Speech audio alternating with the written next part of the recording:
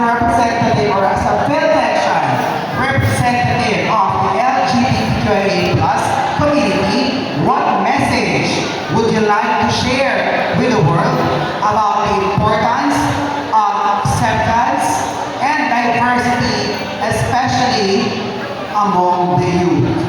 Again, let me repeat the question. As a Philtexian representative of the LGBTQIA+ community, what message would you share or would you like to share with the world about the importance of acceptance and diversity, especially among the youth? Good evening, ladies and gentlemen. Sa mundong puno